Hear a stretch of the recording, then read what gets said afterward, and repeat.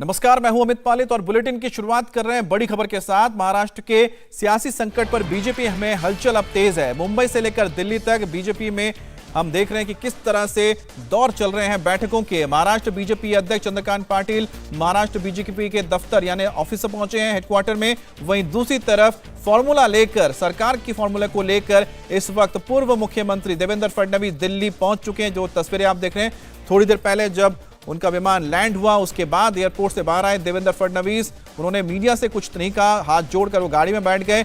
लेकिन आपको बता दें, ये जो चुप्पी है, इनके साथ चुप्पी इस वजह से है क्योंकि जो बातचीत है वो कल रात को अहम मीटिंग में हो चुकी है। अब जो आगे की बातचीत होगी वो दिल्ली में आला नेताओं के साथ होगी, जब हाईकमान से मुहर लग जाएगी उनके उस प्लान पर, उस रोड मैप पर जिसके ऊपर आगे की महाराष्ट्र की सियासत तय होगी। उसके बाद वो वापस लौटेंगे, जिसका इंतजार सिर्फ महाराष्ट्र में नहीं बल्कि गुवाहाटी में बैठे एकनाथ शिंदे गुट की ओर से भी किया जा रहा है, क्योंकि उसके आगे ही अगला कदम है और अगले कदम के साथ ये तय हो जाएगा कि महाराष्ट्र में आगे सियासत में क्या करवट आने जा रहा है। लेकिन तस्वीरें बहुत अहम है। महाराष्ट्र की सियासत को लेकर देवेंद्र फडणवीस दिल्ली पहुंच चुके हैं। दूसरी तरफ चंद्रकांत पाटिल इस वक्त मुंबई में भी अपने दफ्तर पहुंचे हैं। महाराष्ट्र के सियासी संकट पर एक और बड़ा बयान सामने आया। बीजेपी नेता सुधीर मुनगंटीवार का बड़ा बयान है। बीजेपी विधायकों को महाराष्ट्र ना छोड़ने का फरमान दिया गया है। विधायकों को मुंबई में रहने का आदेश है और बिना इजाजत महाराष्ट्र नहीं छोड़ सकते हैं कोई भी एमएलए। और महाराष्ट्र में बहुत अस्थिरता है, यह कहना है। यही वजह है कि इस सभी विधायकों को मुंबई में या फिर महाराष्ट्र में रहने के लिए कहा गया है। 29 तारीख तक भारतीय जनता पार्टी ने अपने तमाम विधायकों को बुलाया है, वजह क्या लग रही है? महाराष्ट्र में अस्थिरता है, तो ऐसे समय कोई विधानसभा सदस्य महाराष्ट्र छोड़कर बाहर ना जाए, हमेशा अपने क्षेत्र में रहे या फिर मुंबई में आके उनके साथ संवाद करते हुए इस अस्थिर परिस्थिति में हम इस राज्य को कोई हानि ना हो, इस बारे में हम पूरी तरह से ध्यान दें। ये विषय इसके पीछे। अपने विधायकों को आप लोगों ने बताया कि देश छोड़ के बाहर न जाए, राज्य छोड़ के बाहर न जाए, ऐसा क्या कुछ नोटिफिकेशन? देखो, महाराष्ट्र छोड़ के अभी ना जाए और जाना ही है, बहुत आवश्यक है, अनिवार्य है, तो भी चर्चा करके जाए, अनुमति लेकर जाए। तो ये सभी विधायक मुंबई में कब तक रखे? जब तक सरकार में कुछ बन ना जाए तब तक विधायकों को मुंबई में रखने का आदेश दिया? देखो, ऐसा सरकार बन ना जाए या इस विषय में तो विधायकों का कोई काम नहीं। सरकार जब भी बनना है तो विधायक चाहिए, ऐसा नहीं। विधायक तो जब विश्वासदर्शक अविश्वास दर्शक आता है तभी विधायकों की आवश्यकता होती है। आज विधायकों को उसकी दृष्टिकोण से नहीं बुलाया, हमने विधायकों को बुलाया है। वो आज राज्य में जो अस्थिरता है, शिवसेना में 2 गुट हुए, अब सही कौन गलत कौन? शिंदे जी शिवसेना के नेता है या उद्धव ठाकरे जी शिवसेना के नेता है, ये समझ में नहीं आ रहा है।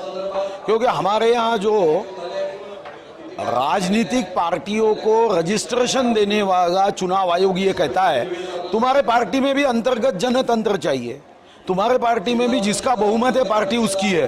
तो हम समझ नहीं पा रहे कि शिवसेना है किसकी, बहुमत वाले गठ की है या राष्ट्रवादी के साथ जाने वाले, सोनिया जी के साथ जाने वाले अल्पमत के गठ की है, ये तो समझ में नहीं आ रहा है। बीजेपी की तरफ उंगली उठ रही है कि पूरे घटनाक्रम के पीछे दिमाग आप लोगों का है।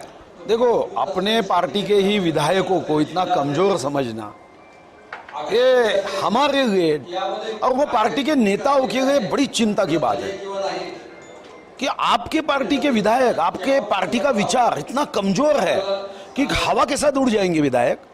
ये कोई KG1 के विधायक है, KG1 में पढ़ने वाले लोग हैं।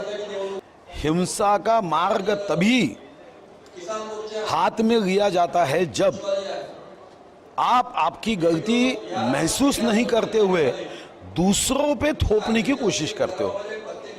आपने ये सोचना चाहिए कि विधायक क्यों फूटे, आपने मंथन करना चाहिए, चिंतन करना चाहिए। कोई एक विधायक फूटा गया, 2 विधायक गए, 40 विधायक जाते हैं और आपको इतनी भी समझ नहीं है कि क्या चल रहा है। तो आप सही बताओ, नेता बनने के पात्र हो क्या? और गुवाहाटी में होटल से बाहर निकले थे एकनाथ शिंदे और बड़ा बयान उन्होंने दिया था। शिंदे ने कहा कि हम हिंदुत्व का मुद्दा आगे ले जा रहे हैं, बाला साहब के हिंदुत्व को आगे ले जाना हमारा मकसद है। और मैं शिवसेना में हूं और शिवसेना को आगे हम ले जाएंगे और हम जल्द ही मुंबई भी पहुंचेंगे।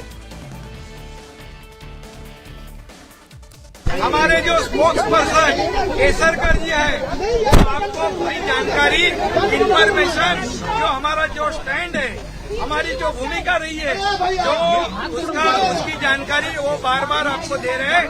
हमारी जो बाला साहेब ठाकरे हिंदुत्व की जो बात है, हम लोग आगे ले जा रहे हैं और शिवसेना में हम लोग हैं और शिवसेना को आगे ले जा रहे हैं और इसमें कोई भी शंका की बात नहीं है। और आपको जैसे ही हमारा अगला जो कदम है, अगला जो स्टेप है, उसके बारे में हम लोग आपको जानकारी देंगे। बिल्कुल। और शिवसेना विधायक उदय सामंत का भी एक बड़ा बयान सामने आया। उन्होंने कहा कि हिंदुत्व के मुद्दे पर ही वो एकनाथ शिंदे के साथ जुड़े हैं और शिंदे का फैसला जो है उसको वो समर्थन इसलिए दे रहे हैं क्योंकि जो असली शिव सैनिक है उस भ्रम में ना रहे कि उनका जो मकसद था एकनाथ शिंदे के साथ आने का, उसका सिर्फ और सिर्फ एक मकसद था, वो है हिंदुत्व। आज सुबह से हम सब यहाँ के जो एमएलएस हैं वो महाराष्ट्र के किसी नेता के संपर्क में हैं। ऐसी न्यूज़ टीवी पे और व्हाट्सएप पे, सोशल मीडिया पे आ रही है, ये सच्ची बात नहीं है। हम जो संपर्क में हैं वो सिर्फ और सिर्फ एकनाथ शिंदे साहब के संपर्क में है। बाला साहब की शिवसेना जिन लोगों के हाथ में जा रही थी, वो हमारे सहयोगी जो पार्टीज है, उनका निषेध करने के लिए हम गुवाहाटी में पहुंचे हैं। महाराष्ट्र के नेता, पदाधिकारी, किसी पक्ष के कार्यकर्ता, इनके संपर्क में हमारा कोई भी एमएलए, मैं खुद, हम नहीं है। ये सब मिसअंडरस्टैंडिंग फैलाने का एक तरीका है। हम एकनाथ शिंदे साहब के साथ ही है और किसी भी बर्डन की वजह से हम यहाँ गुवाहाटी में नहीं हैं। हम एकनाथ शिंदे साहब का समर्थन शिवसेना बचाने के लिए कर रहे हैं। और सीधा रुख करते हैं मुंबई का, जहां पर हमारे दो सहयोगी मौजूद है।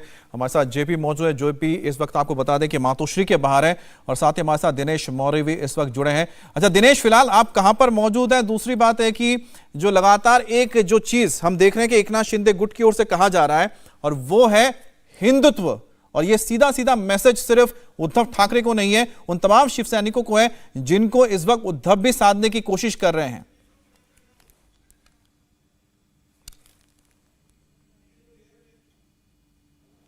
दिनेश, आपको आवाज मिल रही है? अब चलिए हम जेपी का रुख कर लेते हैं। जेपी इस वक्त मातोश्री में। जेपी, फिलहाल मातोश्री में किस तरह की हलचल है? और दूसरी बात है, जो एकनाथ शिंदे हो, चाहे हमने अभी देखा कि दूसरे जो सावंत और एक और जो विधायक थे जो हाल ही में गए हैं गुवाहाटी में, उनका सबका एक बिल्कुल क्लियर मैसेज है, हिंदुत्व हमारा एजेंडा है, हिंदुत्व की वजह से हम साथ आए हैं। इसका मतलब साफ है कि जो उद्धव ठाकरे हैं वो उससे भटके हैं और ये मैसेज दिया जा रहा है शिव सैनिकों को। बिल्कुल, देखिए यही मैसेज दिया जा रहा है शिव सैनिकों को। और जो 39 बागी विधायक हैं शिवसेना के, जो शिवसेना से टूटकर एकनाथ शिंदे के ग्रुप में गए हैं, उनका ये कहना है कि वो टूटे नहीं हैं, ना बगावत की है, वो असली शिवसेना को जो है वो चलाना चाह रहे हैं। और बाला साहेब ठाकरे और आनंद दिघे का जो पूरा विचार था हिंदुत्व का, उसको लेकर वो आगे बढ़ना चाह रहे हैं। यहाँ पर ये आरोप लगाया जा रहा है कि मातोश्री में बैठकर रिमोट कंट्रोल की जो सरकार चलती थी, वो सरकार दरअसल शरद पवार चलाते थे और शरद पवार जो सरकार चलाते थे, उनको चलाने के लिए दिल्ली से जो है कमांड आता था। तो यानी कि कुल मिलाकर सोनिया गांधी, शरद पवार की जो पार्टी है कांग्रेस और एनसीपी, वो शिवसेना को हैंडल कर रही है। और जिसके कारण महाराष्ट्र में जो 36 जिले हैं, उनमें जो 288 सीटें हैं, उनमें जहां जहां शिवसेना चुनाव लड़ती है वहां एनसीपी हावी हो रही है, कांग्रेस हावी हो रही है। खास करके पश्चिम महाराष्ट्र, मराठवाड़ा की बात लगातार शिंदे ग्रुप कर रहा है। और उनका यही कहना है कि यही वजह है कि उन्हें 2.5 साल तक सरकार में लगातार अपने मुख्यमंत्री को ये बोलने के लिए मजबूर होना पड़ा कि वो अलग होना चाहते हैं।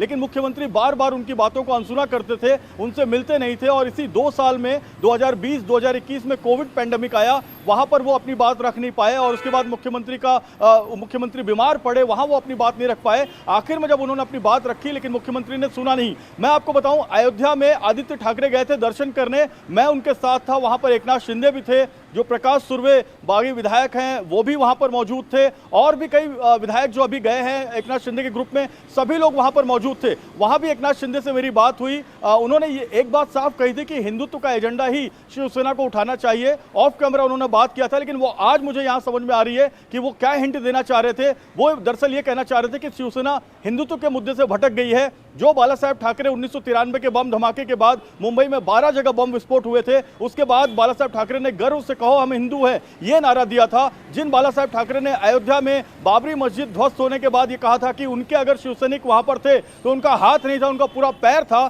तो ऐसे बाला साहेब ठाकरे के विचारों को कहीं ना कहीं अब त्याग दिया जा रहा है, सिर्फ अपने गुरूर, अपने घमंड और अपने कुछ ईगो को शांत करने के लिए। और यही वजह है कि वो चाहते हैं एकनाथ शिंदे के ग्रुप की एक बार दोबारा बीजेपी के साथ में ये कहीं ना कहीं तालमेल करे शिवसेना पार्टी। और अगर बीजेपी के साथ में शिवसेना पार्टी जाती है तो सभी विधायक जो है उद्धव ठाकरे के साथ में मातोश्री में आके उनका पैर छुएंगे, ऐसा भी कहा जा रहा है। अच्छा जेपी, आपने जिक्र किया कि एक बार बीजेपी के साथ चले जाए, लेकिन यही जिक्र किया है जो वहां पर कास्रेकर हैं दीपक, जो विधायक है जो कि लगातार मीडिया से बात करें क्योंकि स्पोक्स पर्सन है वो शिंदे गुट के, उन्होंने साफ कहा है कि उद्धव अगर बीजेपी के साथ आ जाते हैं तो ऐसे में वो फिर कहते हैं ना कि जो टूट वो हो रही है वो टूट नहीं हो पाएगी, उनको आ जाना चाहिए। कहीं ना क्या एक लास्ट मैसेज कोशिश की जा रही है कि मातोश्री इस बात को मान ले? बिल्कुल, देखिए दीपक केसरकर कोंकण और सिंधुदुर्ग के बहुत अच्छे और बड़े नेता हैं। शिवसेना को दीपक केसरकर ने सिंधुदुर्ग में बहुत स्टैब्लिश किया है। जब नारायण राणे शिवसेना से अलग हुए और नारायण राणे ने कांग्रेस का दामन थामा, उस वक्त दीपक केसरकर जो है शिवसेना के वहां विधायक चुनकर आए, मंत्री बने, गृह राज्य मंत्री बने और शिवसेना की जो रूट है उसे सिंधुदुर्ग में और मजबूत किया, क्योंकि सिंधुदुर्ग नारायण राणे का गढ़ माना जाता था। जब नारायण राणे मुख्यमंत्री बने थे 1999 में, उस वक्त नारायण राणे जो है कोंकण के एक छत्र नेता माने जाते थे। तो दीपक केसरकर यही मैसेज दे रहे हैं। वो स्पोक पर्सन है शिंदे गुट के, उनका कहना है कि एक और आखिरी बार मैं विनंती कर रहा हूं, जो बिटवीन द लाइन है वो ये कहना चाह रहे हैं कि बीजेपी के साथ हाथ मिला लो। आपके पास एक मौका है कि आप पार्टी को टूटने से बचा ले। लेकिन एक और बड़ी खबर है जेपी, जरा बता दें दर्शकों को, ईडी ने 1 जुलाई को पेश होने को कहा है। संजय राउत को आज पेश होना था लेकिन वो पेश नहीं हुए थे, उन्होंने अपने वकील को भेजा था, जिसके बाद उन्हें अब 1 जुलाई को पेश होने के लिए कहा गया। दूसरा समन जारी किया गया है और ये पात्रा चौल जमीन का जो घोटाला है इस पर ही जो कार्रवाई हो रही ईडी की ओर से, उसमें इस मामले में पूछताछ के लिए संजय राउत को बुलाया गया है। संजय राउत को आज पहुंचना था लेकिन उन्होंने अपने वकील को भेजा था। वो उनके जो दूसरे एंगेजमेंट्स हैं, दूसरे जो सभाएं थी, उसकी वजह से वो शामिल नहीं हो पाए थे। अब 1 जुलाई को उनको फिर से ईडी के सामने पेश होना पड़ेगा, इसको लेकर समन जारी किया गया है। आपको बता दें कि पात्रा चौल जमीन घोटाला, जिसमें ये पूरा एक करीब 600 से ज्यादा इसमें एक घर हुआ करते थे, करीब 47 एकड़ का पूरा ये इलाका है, जमीन है, जिसमें रीडेवलपमेंट होना था। इसको लेकर लोगों को ठेका दिया गया था। जिनको ठेका दिया गया था गुरु आशीष कंस्ट्रक्शन कंपनी लिमिटेड थी, उसमें एक डायरेक्टर है प्रवीण राउत, और बताया जाता है कि जो प्रवीण राउत है वो संजय राउत के करीबी हैं। और इस गुरु आशीष जो कंस्ट्रक्शन कंपनी है, इसने वहां पर रीडेवलपमेंट नहीं किया बल्कि उसने आगे दूसरे बिल्डर्स को बेच दिया। और उसमें करीब बताया जाता है कि 1000 करोड़ रुपए उठाए गए मार्केट से, और 1000 करोड़ रुपए उठाने के बाद भी प्रोजेक्ट पूरा नहीं हुआ, जिसमें से जो संजय राउत के करीबी हैं प्रवीण राउत, उनको 100 करोड़ मिले एचडीआईएल से, और एचडीआईएल से जो पैसा मिला था उसी को फिर आगे रूट किया गया, जिसके बाद संजय राउत या फिर कहें कि उनकी पत्नी इस पूरे मामले में सीन में आती है। हमारे साथ राजीव है। राजीव, ये जो ईडी की ओर से अब दूसरा समन जारी किया गया है, जाहिर सी बात है कि इस बार उनको पेश होना था, पेश नहीं हुए थे, तो आखिरकार उनके जो वकील गए थे, क्या बातें सामने रखी उन्होंने ईडी के सामने?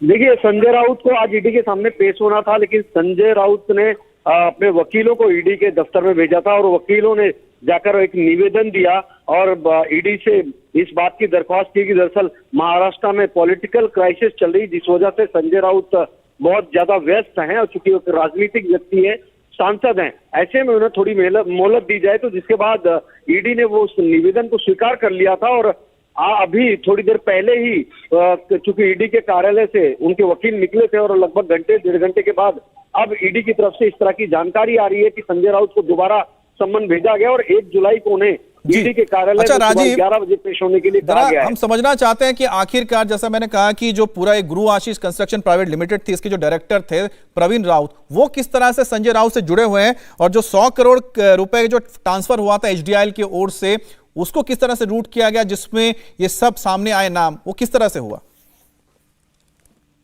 देखिए, जो ये पूरा का पूरा ये जो घोटाला था उसमें सिर्फ कोई एक शख्स लिंकअप नहीं है। पूरा मामला एक के बाद एक कई लोगों से होते हुए उसके बाद संजय राउत और उनकी पत्नी तक ये पूरा मामला पहुंचा है।